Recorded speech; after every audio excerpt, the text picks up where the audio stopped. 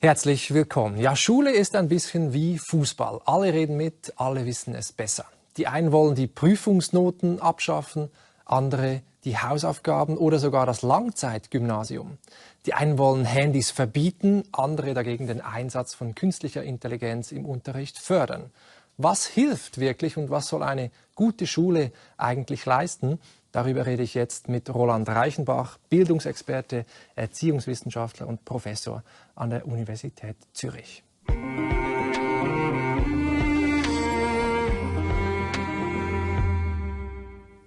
Ja, Herr Reichenbach, fangen wir mal ganz konkret an. Prüfungsnoten abschaffen. Ist das eigentlich eine gute Idee? Ich glaube, Noten abschaffen ist keine gute Idee. Und ich glaube, Noten sind höchst problematisch. Beides. Oh. Ja. Es gibt keine gute Lösung. Noten sind problematisch. Wurde gezeigt, auch in der Schweiz. Die Validität ist gering. Die betrifft vielleicht einen Klassenraum. Kaum geht die Note aus dem Klassenraum weg, hat sie fast keine Bedeutung mehr. Aber im Grunde genommen, wenn man schon so ein meritokratisches System hat, muss man irgendwie vergleichen können. Und also meritokratisch Leistungsgerechtigkeit. Ja, dass man faktisch ist es aber ja gar kein meritokratisches System, sondern eher ein heritokratisches. Das heißt, Bildung wird eigentlich eher vererbt. Aber im Unterschied zu Vermögen, das vererbt wird, muss man keine Steuern zahlen. Über das werden wir noch reden. Ja, Stichwort ja, aber ich will sagen, Bildungsgerechtigkeit. ich glaube, die Noten sind ein Ärgernis. Und ich glaube, wenn man sie abschafft, dann löst man keine Probleme. Das wollte ich damit sagen. Die Stadt Luzern macht genau das, hat das vor in 2 Jahren. Ab Sommer 26 werden die Prüfungsnoten in der Primarstufe abgeschafft, später dann auch in der Oberstufe. Und wir hören uns mal an, wie das eigentlich die Schülerinnen und Schüler finden. Ja. Also ich finde es gut, dass wir das so machen, weil wir kriegen mehr Rückmeldungen. Weil eine Note ist eine Note. Und wenn wir eine Rückmeldung bekommen, dann wissen wir, was wir verbessern können, was wir vielleicht mehr lernen sollen. Ich finde es super, weil man sich richtig einschätzt, wo man genau in den Fächern und Lernzielen steht. Also wir haben immer Texte im Test und im Plänen in die 2. Woche und man sich wirklich gut einschätzen, wo man in diesen Fächern steht. Der Mehrwert von unserem Rahmenkonzept Beurteilung ist, dass wir die Noten auf ein Minimum reduzieren, und zwar am Ende des Semesters. Damit bekommen wir Luft über während dem Semester im ganz ordentlichen Unterricht andere Beurteilungsformen, vielfältige Beurteilungsformen einzusetzen. Ja, ein Kompromiss. Fast eigentlich, oder? Nee, ich meine, diese Jungen, die sagen das sehr gut. Ich meine, die sind ja ganz für diese Reform, das verstehe ich bestens. Und auf ein Minimum reduzieren. Das heißt, am Schluss sind sie da trotzdem da. Und das wissen ja alle. Und die Noten sollen nicht heilig sein. Das ist, glaube ich, wichtig. Genau. Und sie stehen in der Regel auch nicht einfach allein. Aber welche Art von Feedback brauchen eigentlich Schülerinnen und Schüler? Was hilft wirklich? Ja, Feedback hilft, sich zu vergewissern, wo man steht. Und zwar im Vergleich zu den anderen natürlich, aber auch im Vergleich zu den eigenen Lernfortschritten, die man gemacht hat. Diese Sorte von Evaluation, die gehört zum Leben, das haben sie überall. Und die Frage ist schon, muss das quantifiziert werden oder nicht? Und ich glaube, wenn es nicht quantifiziert wird, wird es plötzlich schwierig. Dann ist es interpretationsbedürftig. Wenn man aufgrund von Worten dann Selektionsentscheidungen trifft, ist es schwierig. Dann macht man es lieber in Bezug auf durch Noten. Dann und stehen die Eltern plötzlich vor der Türe. Ja, und die sind auch höchst problematisch. Die Eltern? Ja, die Noten wollte ich sagen, diese Noten. Viele Eltern, glaube ich, sind wirklich problematisch. Ja, das kann man sicher sagen. Warum? Weil sie vor allem etwas im Kopf haben und das ist der Erfolg ihres eigenen Kindes. Und ich glaube, diese These möchte ich schon, hier darf man ja ein bisschen unbedingt sprechen. Unbedingt. Ich würde sagen, also je bildungsaspirierter die Eltern sind, also die eigentlich selber Mitglieder der Bildungsklasse sind, die etwas auf sich halten und ihre Bildung, desto mehr sind sie besorgt um die Bildung ihrer Kinder und diese Reproduktion. Und sie gehören auch zu der Bildungsklasse, ich auch. Aber die Catherine Liu, amerikanische Sozialistin, die hat sehr schön die nennt diese Klasse, ich habe es jetzt Bildungsklasse genannt, nennt die Professional Managerial Class, PMC. Und dann sagt sie, ich mag nicht, was ich von meiner Klasse sehe.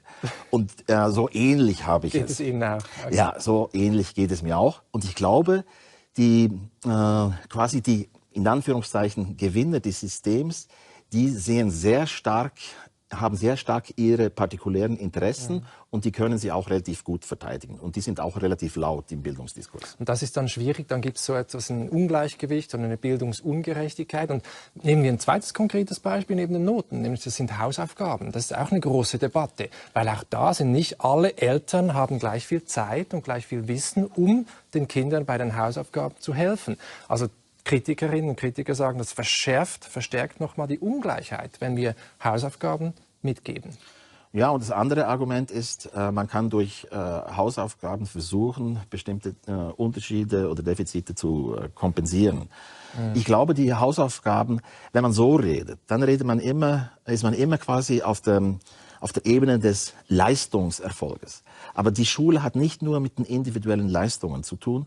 Und ich glaube, speziell die Hausaufgaben. Ich war übrigens, also was Hausaufgaben betrifft, ein ziemlich begabter Verdränger, muss ich sagen. Das heißt, meine Devise war, verschiebe doch auf morgen, was du heute könntest besorgen. Das ist noch heute meine Devise. Häufig merkt man, zum Glück hat man es nicht gemacht, weil es ist gar nicht nötig gewesen. Aber was ich sagen wollte ist... Wo sind Sie gekommen? Ja, aber was ich sagen wollte ist, die Hausaufgaben, das ist ja, hier haben wir die Schule und hier haben wir das Haus, den Oikos. Und dann erfrecht sich die Schule, sozusagen mich in meine Freiheit im Haushalt sozusagen zu belästigen. Und das fand ich wirklich unangenehm. Und deshalb, ich war lieber draußen zum Fußballspielen oder Skifahren. Und dann ist plötzlich schon Abend und dann gibt's Abendessen. Man hat die Hausaufgaben immer noch nicht gemacht. Dann hat man ein schlechtes Gewissen. Und ist gestresst. Und das erinnert an Sokrates. Ich will nur sagen, das Gewissen ist dieser Geselle, der dich zu Hause erwartet. Und Daimonion, ja, das schlechte Gewissen. Und das ist wichtig, dass man das lernt. Ich glaube es. Man erfährt sich als Versäumniswesen und man lernt etwas über den Menschen, die ganze Versäumnisnatur. Aber es gibt auch diese Menschen, die die Hausaufgaben sofort machen, und dann sind sie frei. Die fühlen sich gut. Deshalb sind sie mit ihrer Versäumnisnatur nicht vertraut. Und das ist auch wieder ein Fehler im Grunde genommen. Sie sind ja Vater von 4 erwachsenen Kindern. Die sind um die 30 jetzt. Wie war das denn? Wie haben Sie mit denen Hausaufgaben gemacht zu Hause? Oder wenig. Gesagt, verdrängt mal schön. Nein, es gab ab und zu solche Momente. Aber ich habe mich eigentlich wenig gekümmert um die Hausaufgaben meiner Kinder, muss ich sagen. Es kam zu diesen Momenten. Aber schon meine Eltern haben sich nie gekümmert um meine Hausaufgaben. Ob das gut oder schlecht ist. Und auf die Noten geguckt und dann geschaut, dass die Kinder... Nein, wichtig war einfach, dass man durchkommt. Aber für uns war das wichtig. Ja. Und damals als Junge war es wichtig, dass man nicht zu gute Noten hat. Das passte nicht zur alpinen Vorstellung der Maskulinität.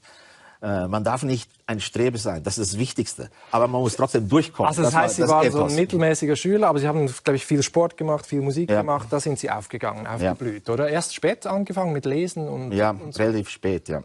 Ja, das heißt in der Pubertät, oder? Ja. Ja, mein erstes Buch, was ich gelesen habe, hieß Mein Schicksal heißt Katrina. Und ich war damals eigentlich in ein Mädchen verliebt und die hieß Ketty. Und ich habe gedacht, es ginge da um ein Mädchen oder eine Frau oder sowas. Ja. Aber tatsächlich ist Katrina ein Name eines Schiffes gewesen, eines Bootes. Und es ging um die Überquerung des Atlantik. Und trotzdem habe ich das Buch fertig gelesen. Aber es war schon ein bisschen enttäuschend, und sich dafür Navigation zu interessieren. Hat man etwas ganz anderes erwartet und dann das. Gut. Ja. Aber irgendwo muss man den Einstieg finden. Genau. Sie sind aufgewachsen im Berner Oberland, in Saanen, 1962 geboren, in Gstaad zur Schule gegangen, haben dann das Lehrerseminar gemacht, später studiert, Psychologie, Pädagogik, Ethik in Fribourg, Stanford, Montreal, Professor geworden für Erziehungswissenschaft in Münster erst, dann in Basel und seit 2013 in Zürich. Sie waren auch Präsident der Schweizerischen Gesellschaft für Bildungsforschung und Herausgeber der Zeitschrift für Pädagogik. Ich stelle mir das schwierig vor. Sie haben über Ihre 4 Kinder geredet. Es gibt ja auch diese Helikoptereltern, die dann, Sie haben gesagt, Eltern können auch anstrengend sein für die Lehrerinnen und Lehrer, wenn sie sich so stark fordern. Wie waren Sie da? Bei den Hausaufgaben waren Sie zurückhaltend, aber sonst? Ich glaube, ich war eher zu wenig aktiv. Mich als Vater, fragen Sie? Ja, genau. Als meine Vaterrolle. Eher zu sehr abwesend heißt das. Ja, war ich auch durch meinen Beruf zu viel abwesend. Und dann, ich würde sagen, je älter sie wurden, jetzt die Kinder, desto mehr haben wir auch viel Inhalte miteinander ausgetauscht. Das ist schon so. Also ganz abwesend war ich nicht. Das würde ich jetzt also ableugnen. Ja. Ich meine, wenn wir zurückschauen, so die Unterrichtsform, das hat sich schon auch stark gewandelt. Vieles ist gleich geblieben, aber es hat sich stark gewandelt und derzeit wird auch viel experimentiert mit Unterrichtsformen. Und wir haben ein Beispiel mitgebracht aus dem Kanton Thurgau, aus Bürglen. Da gibt es keine Lehrerinnen und Lehrer mehr, sondern die heißen Coaches. Und es gibt sogenannte Lernlandschaften. Und es geht um selbstorganisiertes Lernen, wie das heißt. Und da wird auch aufs Individuum Wert gelegt und geschaut, dass man Rücksicht nimmt aufs individuelle Tempo, auf die Bedürfnisse. Und wie das genau ausschaut, das gucken wir mal. Er hat Schule neu gedacht. Schulleiter Philipp Frey aus Bürglen, Kanton Thurgau. Wir haben die Schulzimmer aufgelöst, wie sie früher üblich waren. Keine Klasse mehr mit eigenen Schulzimmer, sondern wir haben die Wände rausgenommen und haben aus diesen 3 Schulzimmern eine grosse Lernlandschaft gemacht. Wieso macht das Sinn, gerade jetzt punkto Inklusion? Was ist denn da der Zweck? Weil jetzt die Lehrpersonen nicht mehr allein in ihrem Zimmer sind, sondern sie kooperieren. In diesem System ist man nicht mehr allein unterwegs. Und nicht mehr allein unterwegs kommt immer der Kind zu gut. Aber dann braucht ihr einfach mehr Ressourcen als andere. Nein, wir haben die gleichen Ressourcen wie andere Schulen auch. Wir haben es einfach anders organisiert. Die Schule Bürglen macht alles etwas anders. Zu Beginn einer Lektion versammeln sich sämtliche Kinder eines Jahrgangs in den neuen Riesenzimmern. Nach einer gemeinsamen Info schwärmen sie aus und lernen in Kleingruppen. Lehrer heißen hier Coaches. Die Coaches, wie wir sie nennen, nur noch für eine kleinere Gruppe von Schülerinnen und Schülern direkt zuständig sind, haben sie auch intensivere Gespräche. Wir sagen dem Coach-Gespräch. Bürglen hat dieses System ab der 3. Primarklasse. Da ist jetzt die Situation, das ist immer die Flüsterkultur. Ja, da ist Flüsterkultur der LLW, jetzt sind sie ruhig am Arbeiten. Wenn sie reden wollen, gehen sie über 2 raus oder in Okroje. Jetzt haben wir hier 2 UAs, der Elias mit dem UA, dann ist noch eine zweite Unterrichtsassistenz, weil wir ja da auch noch das Kind mit Autismus-Spektrum stören. Trisomie 21, Autismus, ADHS. Alle, die wollen, werden in Bürglen integriert. Die Welt ist kein Ponyhof, wo ich mir wähle, welche Kinder ich habe, sondern ich habe Kinder, die so sind. Und eigentlich geht es darum, wie kann ich mich in Kooperation mit meinen anderen Kollegen so weit entwickeln, dass wir auch die Kinder aufnehmen bei uns oder die begleiten zum Grosswerden. Ja, da steckt ganz schön viel drin. Über das Thema Inklusion, Integration werden wir gegen Ende der Sendung noch reden. Jetzt erstmal dieses selbstorganisierte Lernen mit Coaches. Ich hätte Spaß daran gehabt. Ja, also dieses Beispiel, das sieht ja jetzt schön aus und kann auch gut sein. Ich will das gar nicht kritisieren. Aber als Bildungsphilosoph kritisiere ich diese oder befrage. Kritisieren heißt nicht, dass ich es ablehne, sondern das heißt, ich befrage sie, wie gut sind die Behauptungen, die Konzepte dahinter. Und was selbstorganisiertes Lernen ist, das weiß ich bis heute nicht. Auch was digitalisiertes Lernen sein sollte. Lernen ist Lernen. Wenn jemand selbst organisiert sein kann, dann ist es vielleicht die lernende Person. Aber das Lernen tut sich nicht selber organisieren, sondern es ist die Person. Verstehen Sie? Es ist eine kleine Differenz, es ist eine semantische Differenz, aber sie macht sehr viel aus. Wenn man jetzt schaut, das ist selbstorganisiertes Lernen, das können Sie gar nicht beobachten, weil man Lernen sowieso nicht beobachten kann. Das heißt, ich würde sagen, das sind unterschiedliche Arrangements. Und das braucht immer ein neues Vokabular. Coaches statt Lehrperson. Die Lehrperson hat irgendetwas Biederes. Das ist quasi die Person muss verschwinden. Und hier haben wir dieses sportive Moment des Coaches. Und ich misstraue dem. Nicht, dass es im Einzelfall so gut funktionieren kann, aber dass das sozusagen die neue Denke in der Pädagogik oder in der Didaktik sein soll, dem misstraue ich. Das sind diese Vokabeln, die gibt es zuhauf. Aber die Idee, dass das Kind selber bestimmen kann, wann es was macht, wie schnell es ist und dass der Lehrer, die Lehrerin eher begleitend da ist, wenn es ihn braucht und sonst nicht, das ist doch eigentlich eine gute Vorstellung. Das heißt, man lernt das Kind auch Freiheit, Selbstbestimmung. die eigenen Interessen finden, entdecken, denen nachgehen. Das sehen Sie dort. Ja, das stelle ich mir vor, unter selbstorganisiertem Lernen. Ja. Nein, ich würde sagen, das sind diese Vokabeln, da merkt man eben, das sind diese Aufklärungsvokabeln. Niemand ist gegen Selbstbestimmung. Aber die Schule ist eine Zwangsanstalt, da sind wir uns einig, oder? Und es ist nicht einfach offen, was man lernt. Da haben wir dieses ganze Vokabular. Offen, selbstbestimmt, selbstorganisiert, Eigenerfahrung und so weiter. Und alle nicken mit dem Kopf, weil sie das so wunderschön finden. Ja. Und es ist alles nur gut. Und schauen Sie, wenn alle mit dem Kopf nicken, ist das eigentlich eine Art Gottesdienst. Nichts gegen Gottesdienst, aber es ist so etwas wie eine höhere Gedankenlosigkeit. Und der Max Planck hat mal formuliert, es gibt Dinge, über die wir uns einigen können und wichtige Dinge. Sehr schön. Und ich glaube hier, ich will nicht solche Projekte oder Reformschulen oder Laborschulen und so weiter kritisieren. Aber das Denken dahinter, ich finde das wirklich peinlich. Aber Herr Reichenbach, das klingt alles so konservativ. Also ich meine, Sie sagen ja auch, ich finde, wenn die Leute sagen, Schule soll auch Spaß machen, es muss spielerisch sein, unterhaltsam, finde ich das eigentlich richtig. Es ist schwierig, das umzusetzen, stelle ich mir vor. Aber die Aussage, Schule soll Spaß machen, die macht auch ethisch überhaupt keinen Sinn. Es tut mir leid. Wenn man sagen kann, schön ist es, wenn man an einem Inhalt Freude hat. Ich finde übrigens Freude besser als Spaß. Richtig. Aber das kann man nicht herstellen. Und das heißt, dieses Sollen tut suggerieren, als ob man die Mittel hätte. Niemand ist gegen Freude. Das ist doch klar. Aber dass das Lernen immer mit Spaß zu tun hätte, dass man die eigenen Lernprozesse immer selbstbestimmt irgendwie organisieren kann, es trifft sowas von nicht zu. Das meiste, was wir lernen, ist Übernahme von Fremderfahrung. Und das hat mit konservativ oder so überhaupt nichts zu tun. Sondern es hat damit zu tun, dass das pädagogische Vokabular, auch im Didaktischen, so vereinseitigt ist. Und ich sage nicht, selbstorganisiert ist schlecht. Ich sage nur, damit kann man nicht eine Pädagogik machen. Und auch das Lernen kann man so nicht ganz definieren oder verändern. Ja. Aber es wird ja auch viel über neue Autorität gesprochen. Was kann das heißen, eine gute Form von Autorität zu haben als Lehrerin? Was würden Sie sagen? Was ist das? Also ich würde sagen, das, was unter dem Label neue Autorität, das ist ja da um Chaim Omer und so weiter entstanden. Und hier in Zürich gibt es viele Lehrpersonen, die sich mit diesem Konzept der neuen Autorität, die sich von dem leiten lassen. Und ich glaube, die machen zum Teil auch gute Dinge. Das Gute daran ist, dass hier das Thema der Autorität wieder ein bisschen salonfähig geworden ist, weil die Autorität, da muss man eigentlich unterscheiden. Die Autorität hat einen sehr negativen Ruf. Die Autorität kommt eigentlich aus dem römischen Senat. Ist eigentlich ein politischer Begriff, ähnlich wie die Autonomie. Eigentlich macht das nur im politischen Sinn. Und der Autoritas, das ist quasi das, worüber der römische Senat in der Antike verfügt.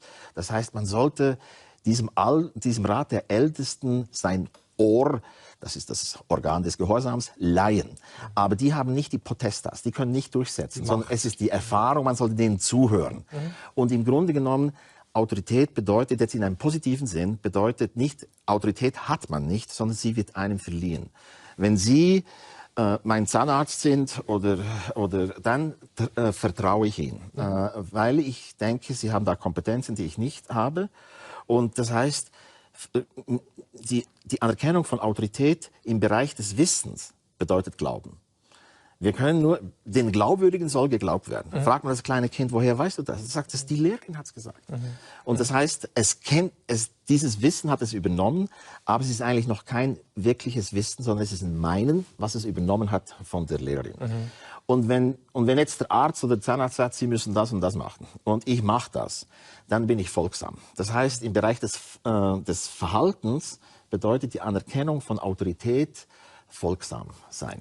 Aber es resultiert aus einer Einsicht heraus, nicht aus Angst oder aus purem Gehorsam oder Disziplin, dass ich irgendwie dem Lehrer dann glaube und das mache, sondern weil ich irgendwie das Vertrauen habe, dass der das weiß. Aber eben, Sie wissen es nicht. Pädagogik, Agogein heißt führen.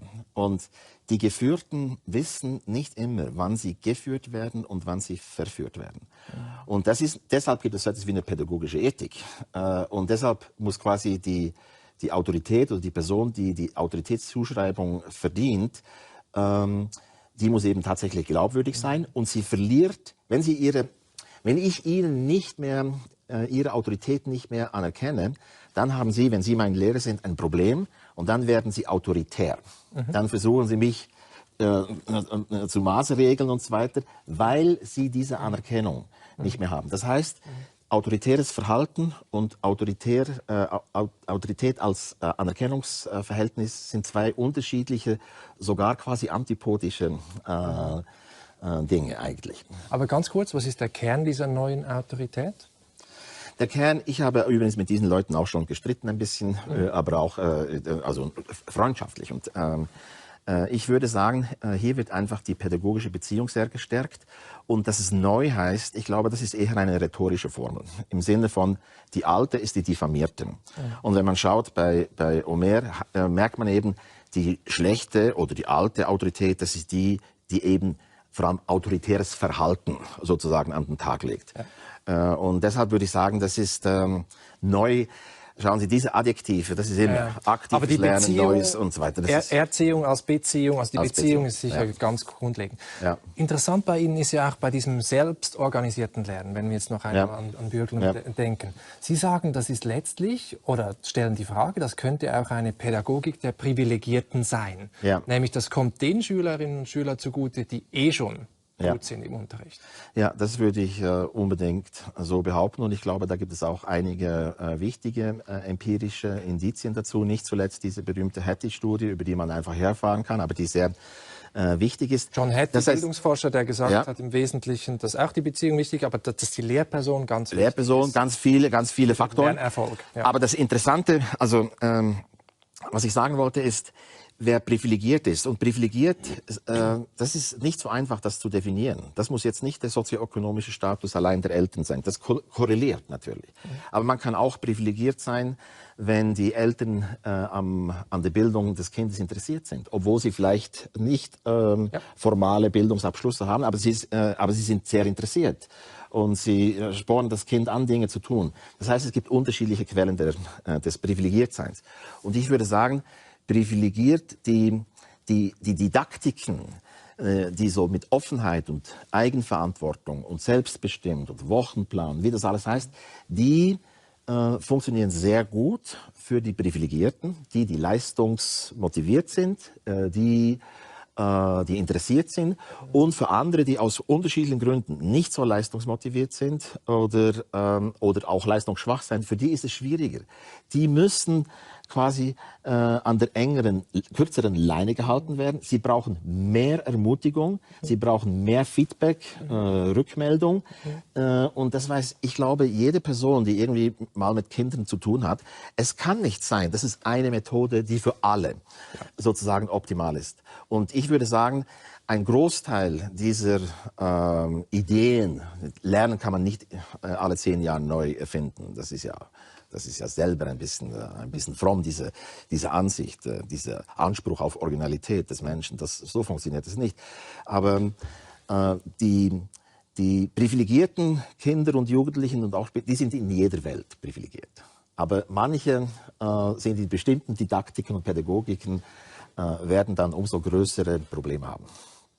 Interessant. Ja, das ist ein interessanter Punkt. Also daran denkt man nicht, aber es kann die Ungleichheit noch mal verstärken, diese neuen Konzepte, die so gut klingen, nach Gottesdienst, wie Sie sagen.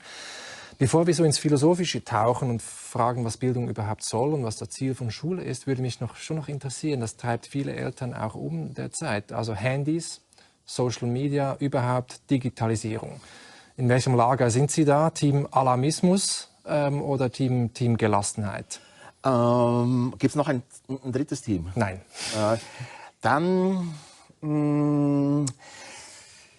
weiß es nicht. Also ich meine, man hört ja immer wieder Stimmen, die jungen Schülerinnen und Schüler haben Mühe, sich zu konzentrieren, längere Texte zu lesen und so weiter. Ja, Stimmt das? Ja, ich glaube, das kam, also meine Erfahrung ist das natürlich auch auf Ebene der Universität. Also erstens würde ich sagen, die Bildschirme haben eine solche Dominanz in unserem Leben erhalten. Die Kindheit ist ja eine Bildschirmkindheit geworden. Die Freizeit ist eine Bildschirmfreizeit. Die Arbeit ist eine Bildschirmarbeit und die Bildung ist eine Bildschirm. Diese Bildung, überall das ist ein trauriges Bild. Da sieht man so, nicht nur Junge, die alle schauen, sie reden nicht miteinander, schauen. Das ist irgendwie erbärmlich. Und das ist irgendwie, dann denkt man, ja, das ist jetzt die individualisierte Gesellschaft. Das ist jetzt die plurale Gesellschaft, wo alle das Gleiche machen. Aber auch die Alten, auch so, alle immer Handy. Wie Pavlovsche Hunde. Da macht's pling, dann beginnen sie gleich zu saben. Da muss man gleich schauen. Und deshalb glaube ich, aber das klingt so, Sie möchten, also dann soll die Schule doch, könnte so eine Gegenwelt sein, wo man sagt, leg das Handy mal weg, jetzt. Ja, ich glaube, die Digitalisierung unserer Welt ist sowieso ein Faktum und sie bietet unglaublich interessante und positive Aspekte. Sie hilft uns sehr und gleichzeitig nimmt sie uns sehr viel. Sie kann unsere Zeit regelrecht auffressen, wenn wir nicht irgendwo dagegenhalten. Schlimm ist im Grunde genommen, dass sie meines Erachtens ein Problem für die inneren Bilder, für die Imagination, für die Kultivierung der Imagination, der Einbildungskraft darstellen könnte. Die sogenannte Bilderflut, die halte ich nicht für problematisch. Sie ist nur dann, weil man kann nicht dauernd mit allen Bildern irgendwie konfrontieren, das ist sowieso lächerlich. Aber diese Idee der Bilderflut, auch dieses Wort. Aber wenn sie zu einer inneren Bilderarmut führt, genau, dann würde ich sagen, das ist ein Problem. Und deshalb geht es in der Bildung, glaube ich, in Zukunft auch verstärkt darum, sich von der Dominanz der Digitalität oder digitalen Welt auch loslösen zu können. Und das ist nicht A oder B im Sinne von man ist dafür oder dagegen, sondern es ist tatsächlich ein Umgang. Aber man sagt immer Umgang. Ja, was ist denn der Umgang? Weil man sagt, ich meine, dann kommen die Leute und sagen, ja, wir müssen eben Medienkompetenz. Ich meine, Entschuldigung, die kleinen Kinder und auch die jüngeren Kinder und Jugendlichen zum Teil die müssen überhaupt nicht medienkompetent sein, sondern sie sollen mit bestimmten Inhalten einfach nicht konfrontiert werden. Okay. Sie müssen geschützt werden. Ja. Und die Schule, das ist, und das ist auch eine Aufgabe, das ist nicht einfach die Aufgabe von Eltern oder von Medienpädagoginnen und Pädagogen, das ist eine Aufgabe auch des Staates. Das sind die jungen Menschen. Es gibt hier Gefahren, die sind nicht gut. Das kann die Pornografie sein, das kann der Extremismus sein, das kann irgendetwas sein, oder die Gewalttätigkeit. Oder einfach nur Sucht. Oder pure Sucht. Und irgendwo, das ist nicht eine Frage der Kompetenz, sondern das ist eine Frage der Prinzipien und des Schutzes, zu einem großen Teil. Aber ich meine, wenn es um die Frage geht, wie man mit neuen Technologien umgeht, stellt sich natürlich auch die Frage nach der künstlichen Intelligenz, ChatGPT, das hat den Unterricht schon verändert, an der Uni nehme ich an sowieso, bei ihren Seminararbeiten und so, aber auch in der Schule, Maturaarbeiten und sonstige längere Texte. Was kommt da auf uns zu?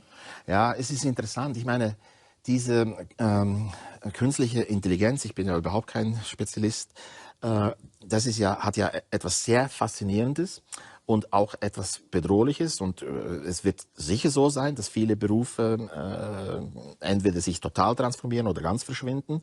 Wenn Sie denken, die Übersetzung, die Sprache und so weiter, alle diese Dinge, das ist dann, wie schnell man da einen Text irgendwie generieren kann. Aus bildungstheoretischer Perspektive ist das natürlich alles bedenklich, weil eigentlich lagert man sozusagen viel der mühsamen Arbeit, denkt man, aus.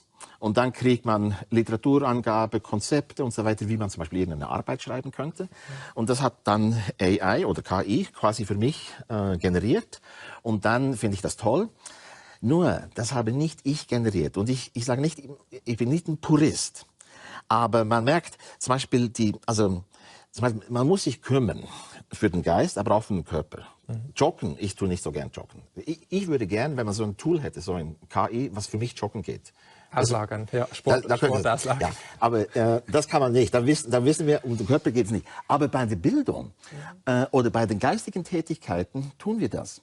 Und ich will ein kleines Beispiel sagen. Interessanter Vergleich. Ein kleines Beispiel, wo das nicht so wichtig ist. Zum Beispiel, Sie kennen das Endnote, ja, dort, wo man die Literatur, die Referenzen eines Artikels oder so weiter, kann man ja so, dann hat man sie einmal gespeichert und dann kann ich nur Taylor 96, puff, und dann ist hinten, heißt es dann Quellen des Selbst und so weiter und so fort, oder? Ja. Und ich mache das zum Beispiel nicht. Ich tippe das immer neu.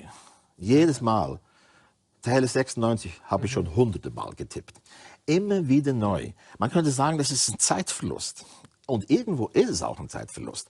Aber mit der Zeit kennen Sie so viele Literaturangaben auswendig. Sie wissen, in welchem Verlag.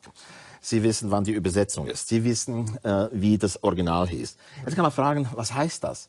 Bedeutet das etwas? dieses Auswendiglernen, ich glaube, ja. Es hilft ihnen und es ist ein Wissen, was sie sozusagen inkarniert haben. Wenn wir sagen auswendig lernen, dann tönt das immer so negativ. Learning by heart tönt schön, oder? Verinnerlichen, ja. Aber das wäre etwas, das ist die Einbildung, damit ist eine Ausbildung, quasi dass wir etwas in uns aufnehmen, dass es ein Teil von uns wird und wir es nach außen wenden können. Es ist ein Teil aber es kommt darauf Körpers. an, was wir da auswendig lernen. Jetzt die Hauptstädte der ganzen Welt ist wahrscheinlich weniger sinnvoll als irgendwelche anderen Sachen. Das sagen Sie. Erstens, wer sagt, ja, schauen Sie, warum Flussnamen auswendig lernen? Oh, jetzt müsst ihr auch noch Bergnamen, Flussnamen. Ja. Erstens, ich würde sagen, dann kommen die häufig Menschen, es bringt ja gar nichts, auswendig zu lernen, weil die Halbwertszeit des Wissens vergeht, alles bringt nichts. Oder man kann es nachschauen, ist ja auch ein Argument. Also warum soll ich etwas lernen, das ich jederzeit nachschauen kann? Also ich bin ja voll für das Auswendiglernen. Und ich lerne auch jetzt in meinem Alter Dinge noch auswendig. Zum Beispiel? Zum Beispiel Gedichte. Aber auch wenn ich irgendwie Kurse gebe und dann gibt es zu irgendeinem Modell 5 Punkte, dann lerne ich diese 5 Punkte auswendig. Ja. Und sie sind dann da. Und sie kommen mir dann in anderen Momenten wieder in den Sinn. Dann habe ich viel mehr Verknüpfungspunkte. Okay. Und das heißt... Aber das ist ja interessant. Es gibt ja diesen berühmten Spruch von Hans Blumenberg. Bildung ist den zitieren Sie auch gerne. Bildung ist kein Arsenal, sondern ein Horizont. Ja. Also es ist keine Aneinanderreihung von einzelnen Punkten, Fakten, Wissensinhalten, sondern ein Horizont, der sich auch erweitern kann. Aber Sie sagen, es gibt keinen Horizont, wenn da nicht einzelne Punkte sind. Ich würde so sagen, Arsenal, das könnte quasi so die Kompetenzen sein. Diese ganzen Kataloge, da habe ich auch noch einen Köcher, so einen Pfeil, den kann ich auch noch abschießen. Oder? Das ist ein Arsenal. Arsenal ist ja auch eine martialische Metaphorik. Ja. Und ein Horizont, was können Sie mit einem Horizont anfangen? Nichts. Das gefällt mir dran. Das ist ein Horizont. Und trotzdem, wenn Sie ein Problem haben, mit Menschen sprechen wollen, dann wollen Sie lieber mit Menschen sprechen, die einen breiten Horizont haben. Nicht mit solchen. Auch die einen breiten Horizont haben, die wissen nicht alles und die können Ihnen nicht helfen. Sie sind in einer Beratungsgemeinschaft. Aber sie haben einen breiten Horizont. Die bringen neue Perspektiven rein. Und das gefällt uns Menschen. Es tut uns gut. Am Schluss müssen wir die Entscheidung irgendwo selber treffen. Das ist quasi ein Orientierungswissen. Und das, was man heute immer unter Kompetenz versteht, hat mit Orientierungswissen nichts zu tun, sondern vor allem mit Verfügungswissen, damit man Dinge anstellen kann. Und da versteckt sich so eine Herstellungs- und Zugriffsmentalität, meines Erachtens eine Philosophie der Macht. Uiuiuiuiui. Also dieser Kompetenzbegriff ist ja auch in diesem Lehrplan 21 sehr, sehr zentral. Da gibt es auch diese sogenannten überfachlichen Kompetenzen, also solche Dinge, die wir eben für, Zitat, eine erfolgreiche Lebensbewältigung brauchen, also Selbstführung, kritisches Denken, Teamfähigkeit, Kommunikation, Kreativität. Sie werden schon unruhig, wenn ich das sage. Okay. Aber Sie sagen, es ist ökonomisch gerahmt. Also es gibt, eigentlich geht es darum, auch gute Leistungsträger heranzuzüchten mit diesen. Ja, also, aber die Frage ist eine Kritik. Ja, die Frage ist, ob man Wissen und Kompetenz in einen Gegensatz setzen muss. Natürlich nicht. Und natürlich sagen die Kompetenzleute, nein, Wissen ist da integriert. Manche sagen, aufs Wissen kommt es gar nicht drauf an. Wichtig ist, was hinten rauskommt, sozusagen. Da merkt man auch quasi psychoanalytisch sehr interessant, das, was hinten rauskommt. Nicht das, was vorne reingeht, sondern das, was hinten rauskommt, das ist typisch. Das ist jetzt fies. Nein, das ist nicht fies, das ist eine spontane, interessante These. Analogie. Ja, aber dass man sagt, das Wissen ist eigentlich gar nicht wichtig, sondern die Kompetenzen, das Können. Das ist eine bestimmte Sicht. Und ich komme übrigens aus einem kompetenztheoretischen Haus. Aber natürlich nicht so, wie man heute von Kompetenzen jetzt in diesen PISA, Themis- und Iglu-Studien spricht, sondern von Piaget, Chomsky oder Himes oder Lévi-Strauss. Das heißt, das ist so in 30, 40er Jahren entstanden, diese Kompetenzkonzepte, die als Kritik gegen das behavioristische Menschenbild gesetzt worden sind und auch hier quasi der Mensch als aktiver Akteur, also als aktiv in seinem Lernen sozusagen begriffen worden ist. Und das, was wir heute haben, ist eigentlich, dieser Kompetenzbegriff ist das, was man Performance nennt. Es ist eigentlich die Leistung, die man messen kann. Aber Kompetenz ist eigentlich das Konstrukt, was man nicht messen kann. Aber schauen Sie jetzt mal, ich meine, Sie sind ja auch ein Gegner so von Ideen wie, es sollte ein Glücksfach geben oder ein Fach namens Glück in der Schule oder sowas. Ich meine, ich als Philosoph, Sie wissen das, wir wissen viele Dinge, die unklar sind, was die jetzt nützen im Leben. Es gibt so ein bisschen einen Horizont, Etwas wie Orientierung vielleicht, man kann Dinge relativieren, einordnen und solche Sachen. Ja. Das sind doch wichtige Kompetenzen. Was haben Sie gegen ein Schulfach namens Glück? Sehr viel. Erstens würde ich sagen, die Schulfächer sind interessanterweise sehr stark an wissenschaftlichen Disziplinen orientiert. Alles könnte man kritisieren. Warum Biologie? Die sind auch alle sehr alt, oder? Ja, die haben aber auch eine bestimmte Objektivität. Das heißt, das ist für die Demokratie theoretisch sehr wichtig. 2 und 2 ist 4. Das ist nicht, da kommt es nicht auf deine Meinung drauf an. Und die Lehrperson kann nicht sagen, 2 und 2 ist 5, weil ich bin hier die Autorität. Geht nicht. Das heißt, das ist durch das Curriculum, das ist ein inhärenter Mechanismus gegen Indoktrination. Das heißt, und das ist einer der Vorteile, dass wir als Kinder gemeinsam an einer Sache sind, selbst wenn sie uns nicht interessiert. Lernen wir, hier geht es nicht um Macht, hier geht es nicht um Mehrheit, hier geht es um, sagt man das jetzt so oder so? Heißt es le débarcadère oder la débarcadère? Richtig und falsch, objektiv. Ja, und ich glaube, das wird sehr unterschätzt, diese Leistung. Sie haben ja gesagt, es gibt Dinge, wo sich alle einig sind mit Max Planck und wichtige Dinge. Ja. Jetzt sollte man doch aber auch die wichtigen Dinge in der Schule lernen, wo man sich eben nicht einig ist. Politische Fragen, Wertfragen, Orientierungsfragen. Ja, sicher. Ja, das machen wir ja zu Genüge heute, würde ich sagen. Okay. Aber wenn man auf das Glück zurückgehen, wenn Sie nur es gibt sehr viele Vorschläge für neue Fächer, oder? Ernährung, Sie können ja überall kommen. Immer, die Schule ist völlig überfrachtet. Nachhaltigkeit und solche Sachen wahrscheinlich auch. Sie ist curricular völlig überfrachtet und gleichzeitig merken wir, die Schweiz ist jetzt wieder ein bisschen besser dran mit PISA und TIMSS und so weiter. Aber man merkt und man weiß, etwa 20% der Jugendlichen oder der Schulabgängerinnen haben ein großes Problem mit ihrer Sprache, mit der Literalität.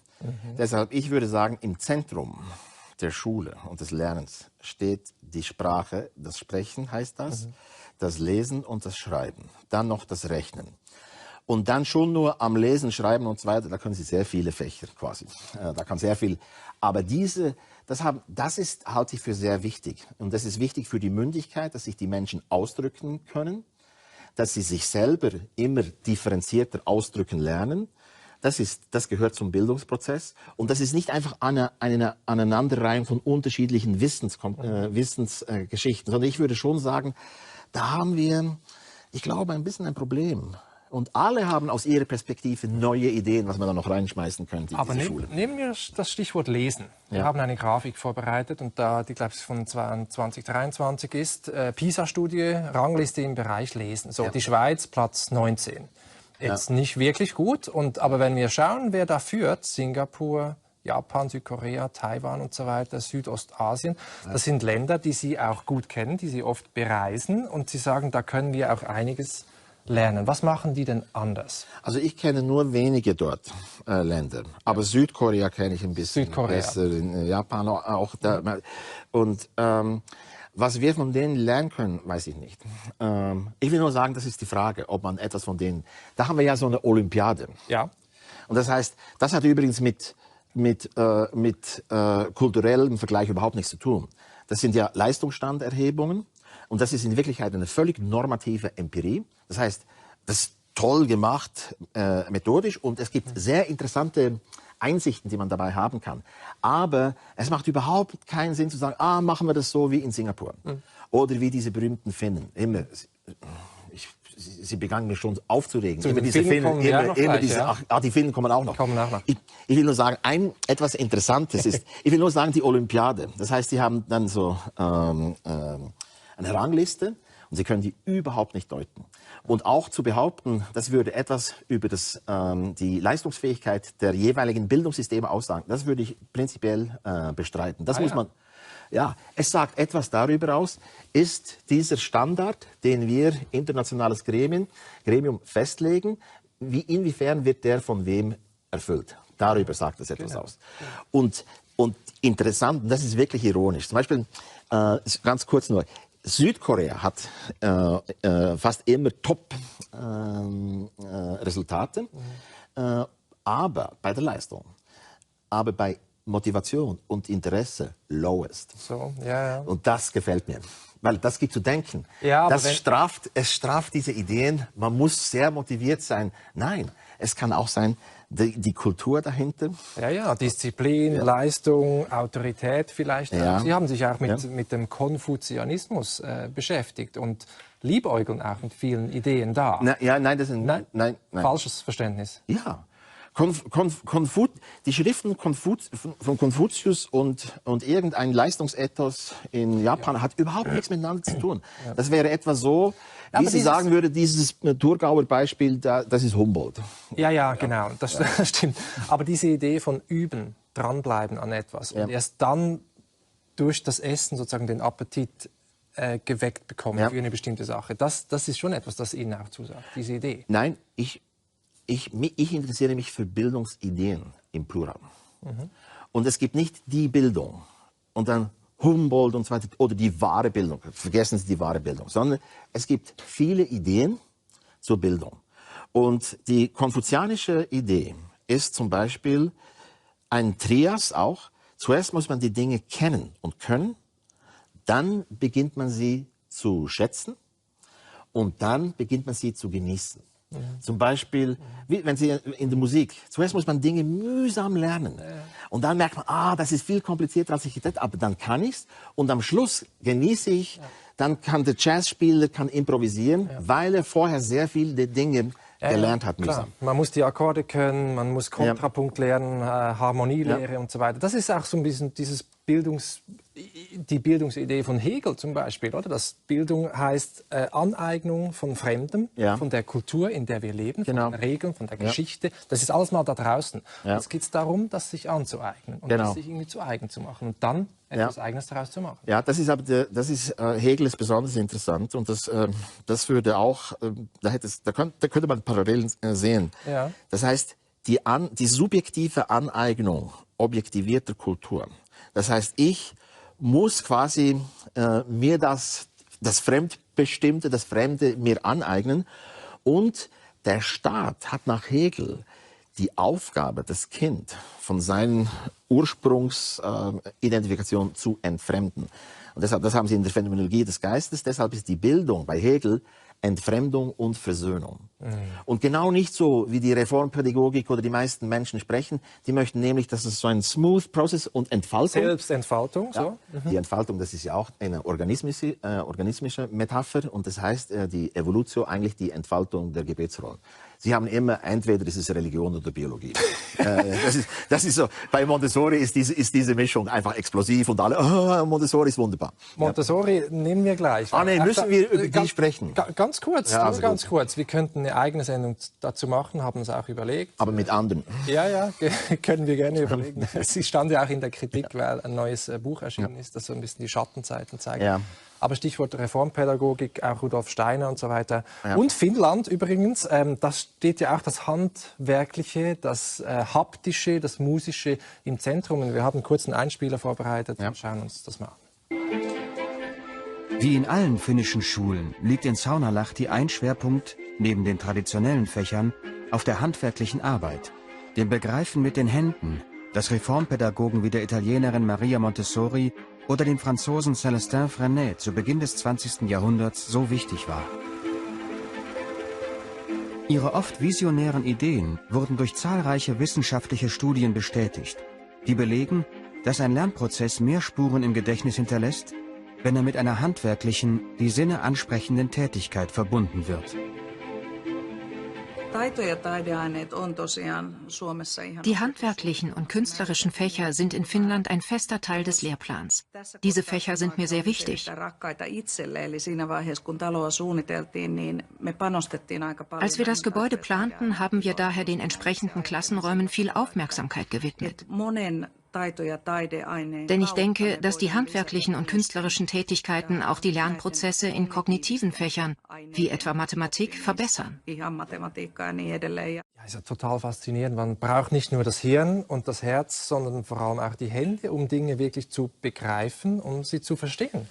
Ja, ich würde sagen, das ist eigentlich sowieso klar. Also nicht, dass man das macht, aber das ist interessant. Weil das hat eigentlich sehr viel mit dem Body-Mind-Dualismus zu tun. Ja. Dass man, Körper, Geist, und das ist natürlich, Dualismus. und nicht alle Dualismen sind vielleicht schlecht, aber wenn Sie jetzt nicht im Konfuzianismus, sondern an manchen, es gibt Philosophien, so wie im Daoismus, lehnt man den sowieso ab. Das heißt, Denken ist nicht etwas Geistiges, beziehungsweise es ist etwas Körperliches. Körperfunktion. Ja, der Körper, es gibt auch eine nicht bewusste geistige Tätigkeit. Und ähnlich wie auch Tiere sehr viele Dinge lernen, natürlich durch die Sinne. Die reden dann nicht drüber, weil sie vielleicht nicht sprechen können. Aber es ist eigentlich auch eine geistige Tätigkeit. Die haben ein Hirn und so weiter und die verarbeiten Informationen. Das erstaunt eigentlich nicht. Umgekehrt ist das Geistige immer zu versinnlichen.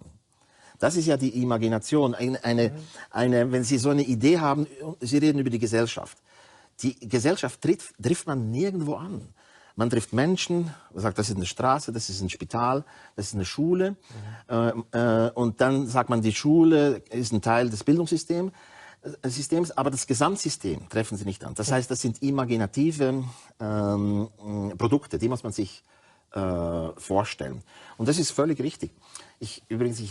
So tut man normalerweise vielleicht nicht unterrichten, aber wenn man es tut, ist es gut. Und ich meine, so traditionelle, als ich da in Gstaad oben, oder? Die Zahl Pi wurde eingeführt. Ja, wie macht man das? Da mussten wir raus auf den Pausenplatz. Alle hatten so Schnüre, unterschiedlich lang. Und dann mussten wir mit denen Kreise machen, oder? Und eigentlich war das nicht wahnsinnig schlau, was wir machen mussten. Und da muss man schauen. Aber Sie haben es nicht vergessen? Ja, nein, eben nicht. Und dann, manche haben kleine Kreise gemacht, manche große Kreise. Und da muss man immer schauen, dieser Radius sozusagen, wie oft wie kann man den Umfang dieses Kreises, wie häufig braucht man diesen Radius? Und es stellt sich heraus, immer ein bisschen mehr als 3 Mal. Aber sehen Sie, das ist jetzt nicht auswendig lernen, sondern Sie haben eine Erfahrung gemacht. Sinnlich, körperliche Erfahrung. Ja. Und dann wie viele Kommastellen wissen Sie von Pi noch? Nur, ich glaube, 1,4 fertig. So? Ja. 2 immerhin. Immerhin, nicht ja, schlecht. 3, 1, 4. Ich würde sagen, ja. Aber es gibt, das stimmt, das ist jetzt Erfahrung. Aber nehmen wir ein anderes Beispiel. Wenn Sie jetzt zum Beispiel im Französischen, Französisch ist ja besonders schlimm für die Ausnahmen und es gibt keine Regel dafür. Ich meine, warum? Wenn Sie so Wörter haben, zum Beispiel musste ich auswendig lernen, bijou, caillou, jougenou, ibu, joujoupou. Zum Beispiel diese 7 Wörter, das sind Wörter, wo die Endung OU im Plural nicht mit S, sondern mit X endet. Voilà. Ja, bijou, voilà, sagen Sie. Und dann hat man das gelernt, man kann nichts damit anfangen, aber man hat eine bestimmte Freude. Und wenn man dann ab und zu Lernen muss Spaß machen, sehen Sie? Bijou schreibt, nein, das ist eine Form, man kann es dann. Ja. Jetzt müssen wir noch über ein wirklich ernstes Thema reden, nämlich Integration. Was heißt wirklich ernstes? Ja, Entschuldigung, war eine schlechte Überleitung.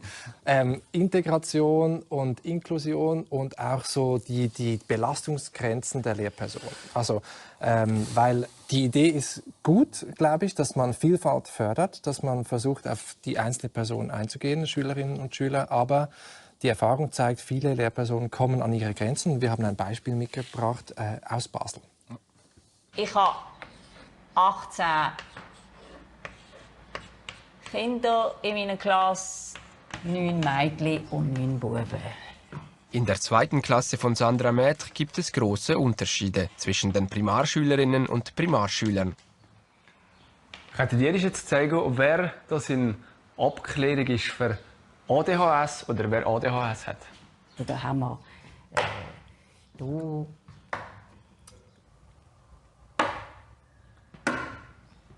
Doch nicht nur Hyperaktivität ist ein Thema. Die Schule fördert die Kinder in verschiedenen Sonderprogrammen. Etwa Heilpädagogik, Logopädie, Psychomotorik oder hier orange die Begabtenförderung. Aktuell hat nur ein Kind kein Sonderprogramm. Laut der Lehrerin erhält die Klasse rund 7 Zusatzstunden gesprochen. Weitere Maßnahmen habe der Kanton abgelehnt oder die Eltern der Kinder seien dagegen.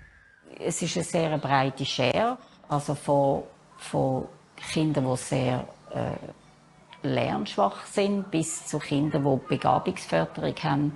Das Problem ist, dass ich nicht alles abdecken kann. Ich kann mich nicht teilen. Ich würde gern für jedes Kind die Unterstützung geben oder die Hilfe geben, die sie brauchen, aber das ist nicht machbar, weil es sind 18 Kinder. Davon sieht man, wie viel mehr Unterstützung bräuchten sie mit dem, was sie haben. Und mit dem kommen sie in der Schule. Wir wollen die Integration, wir wollen die Inklusion. Und das kann ich nicht leisten allein. Viertklasslehrerin Corinna Büsch geht es gleich wie Sandra Mädch. Schwierig. Ja. Ich habe wieder, es läuft einfach nichts.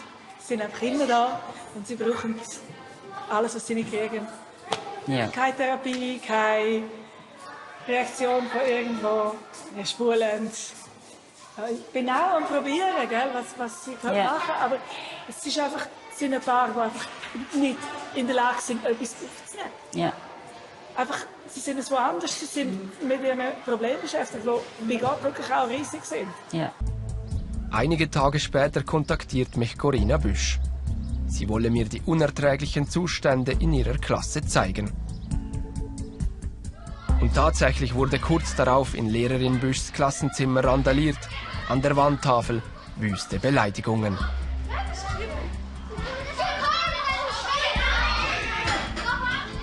Zugleich ist heute der Geburtstag von Corinna Büsch. Die Kinder finden sich zwischen Geburtstagsüberraschung und beschmierter Wandtafel wieder.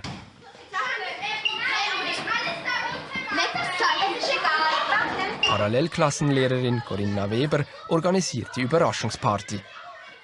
Ja, es ist immer wieder einfach schockierend, weil es sind ja ganz wenige Kinder. Und man sieht ja auch, dass die anderen Kinder schockiert sind. Aber ja, es trifft einem dann schon. Ja, schockierend, eindrücklich und auch bezeichnend, was die erste Lehrerin sagt, nämlich, dass sie sich nicht teilen kann. Also ist das ein Ressourcenproblem? Zu wenig Personal, zu wenig Geld. Gute Idee, aber so nicht machbar. Ja, offenbar, also ich habe jetzt die Schule gerade, glaube ich, wiedererkannt und ich habe dort 7 Jahre gleich in diesem Quartier gewohnt in Basel. Okay. Und ich will nur sagen, ich erinnere mich, als ich dort mal in diesem Schulhaus war und am Tag vorher gab es eine Veranstaltung auch in Basel und da ging es um die Inklusion. Und am Vortag wussten alle, wie wahnsinnig wichtig es ist und großartig, wie viel man voneinander lernt, wie man Diversität bejahen muss. Und da haben wir einen sehr starken Diskurs, sehr moralisch, sehr aufgeladen. Es war eine Podiumsdiskussion, aber da konnte man nicht viel irgendwie Kritisches dazu sagen. Und dann am nächsten Tag war ich dort, so eine kleine so eine Fortbildung irgendwie gehabt. Und da war das pure Gegenteil. Also Clash zwischen Ideal und Realität. Und das ist wirklich, das ist wirklich schlimm. Ja. Auch einfach, wie man damit umgeht. Und das zeigt auch, dass manche Diskurse so stark sind, dass diese Stimmen nicht gehört werden. Ja. Und das ist bedenklich. Das kann die Gesellschaft nicht wollen. Aber ja, was kann man da sagen? Aber die Idee ist ja nur richtig und ich sage das auch deswegen, also SRF widmet sich in der folgenden Woche dem Thema Vereine. Das klingt erstmal nicht so sexy, aber es ist eigentlich eine gute Sache, also vom Fußballverein bis zum Nachbarschaftsverein, weil also es hat viel mit Freiwilligenarbeit zu tun, aber auch damit, dass man mit Leuten zu tun hat, wo man fast nichts teilt. Ja. Ganz unterschiedliche Menschen kommen zusammen und machen etwas gemeinsam. Und diese Vereine sind ja auch auf dem Rückzug. Überhaupt der Gemeinsinn wahrscheinlich ist auf dem Rückzug.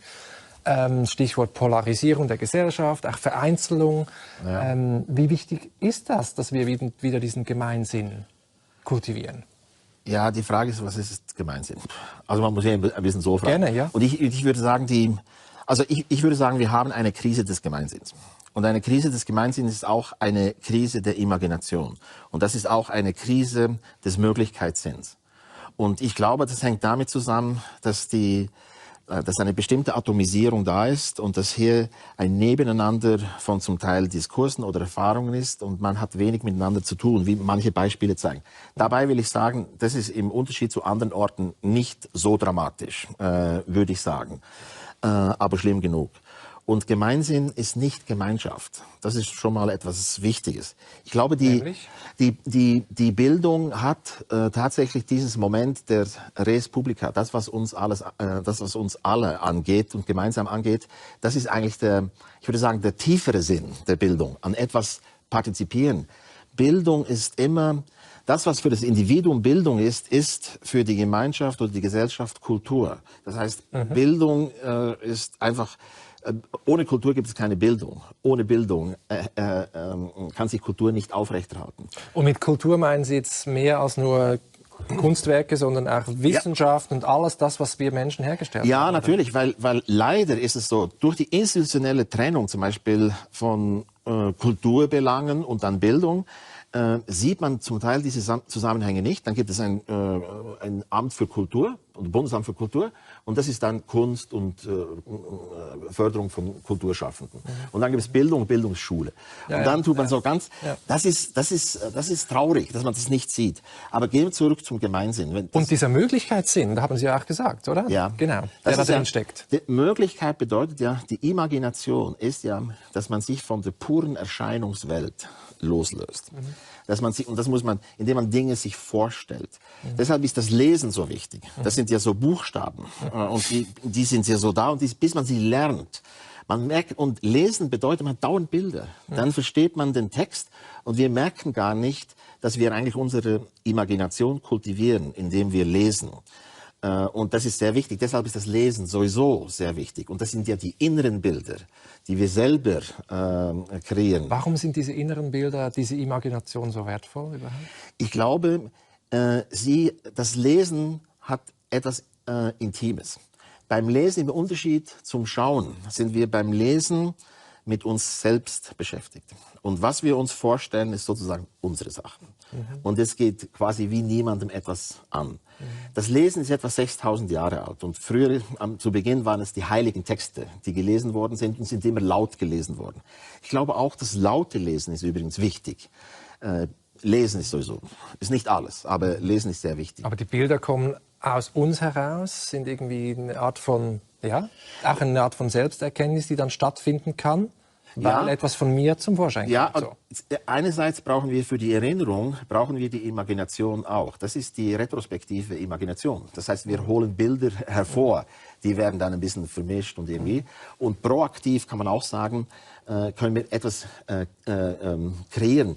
Aber in Wirklichkeit nie so originell. Das radikal Neue kann gar nicht imaginiert werden, sondern die Imagination hat sie leistet Synthesen. Und das ist typisch, man kann auch sagen, Verknüpfung. Sie tut Punkte miteinander, die plötzlich, wenn der Paul Celan schreibt schwarze Milch, plötzlich erhält diese eigenartige Kombination. Niemand weiß, was eigentlich genau das ist. Und trotzdem hat man das Gefühl, schwarze Milch. Und in dieser Todesfuge. Und das ist ja ein verrückter Begriff. Und plötzlich mag man das. Und das ist nicht eine objektive Beschreibung von Wirklichkeit, aber sie wird verstanden. Das ist der Gemeinsinn. Der Gemeinsinn hat nichts damit zu tun, dass wir etwas beweisen können. Beim Gemeinsinn sind wir wie beim Urteilen, das gehört nämlich zusammen, abhängig von der Zustimmung der anderen. Und das ist nicht Induktion oder Deduktion. Wir sagen nicht, das ist ein Beispiel von der Hannah Arendt, wir sagen nicht, das ist eine Blume, das ist eine Rose, alle Rosen sind schön, das ist eine Rose, diese Rose ist schön. Das sagen wir nicht. Und trotzdem streiten wir über Ästhetik und über Schönheit und haben das Gefühl, ich kann dich auch überzeugen. Das ist die Idee von Immanuel Kant gewesen. Genau, wir streiten und die Ästhetik trennt uns, wenn wir uns nicht einigen. Wenn Ihre Partnerin findet, das, was sie schön finden, ist einfach Kitsch. Das ist nicht gut für die Partnerschaft. Das ist ein Problem. Ja. Da sagt man nicht, du denkst das und mir ist es egal. Das heißt, wir brauchen diese Zustimmung. Und das ist ja beim Urteilen, das ist dort, wo uns das relevante Wissen unter Umständen fehlt. Oder wir wissen, wir werden es nie haben, wir kennen die Wahrheit nicht, aber wir müssen die Dinge beurteilen. Ja. Und das ist typisch für die Pädagogik, fürs Leben überhaupt. Ja. Und das ist die Beurteilungssituation. Herr Reichenbach, wir sind leider schon am Ende dieser Stunde. Eine letzte Frage. Ja. Was ist das Wichtigste, wenn Sie zurückdenken, das Sie damals in der Schule gelernt haben? Ganz kurz. Das Wichtigste. Das Allerwichtigste. Das weiß ich nicht. Es gibt schöne Dinge, aber für mich persönlich, nicht was das Wichtigste ist, aber was ich, für meinen Bildungsgang war es eigentlich, dass ich dort in Gstaad, weil es dieses Yehudi Menuhin Festival gab und die Musikschule dort, dass man auch, vielen Kindern auch mehr ermöglichte, ein Instrument zu lernen, ohne dass meine Eltern dafür groß etwas bezahlen mussten. Und dieses Musik spielen und lernen zu dürfen, ist eine Exklusivität. Man ist mit einer erwachsenen Person alle Wochen 40 Minuten, schon das ist exklusiv. Und es tut einem ein Fenster auf. Ein Horizont. Das ist ein Horizont. Ja. Das nehme ich gerne als Schlusswort. Vielen herzlichen Dank, Herr Reichenbach. Ja, danke Ihnen. Ja, wie war eigentlich eure Schulzeit und was sollten wir in Sachen Schule dringend ändern? Schreibt es uns in die Kommentare und hier drüben findet ihr wie immer 2 weitere Gespräche zum Thema. Danke euch fürs Mitdenken und bis bald.